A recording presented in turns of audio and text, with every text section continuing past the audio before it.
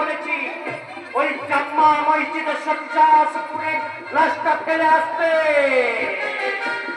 তারপর শুরু হবে মুসলমান সম্প্রদায় গাদার মধ্যে যে বিষ আমি ছড়িয়ে দিয়েছি, ওই বেয়াদব মঙ্গল সত্তার আর বেয়াকুব ফিরোজ শাহ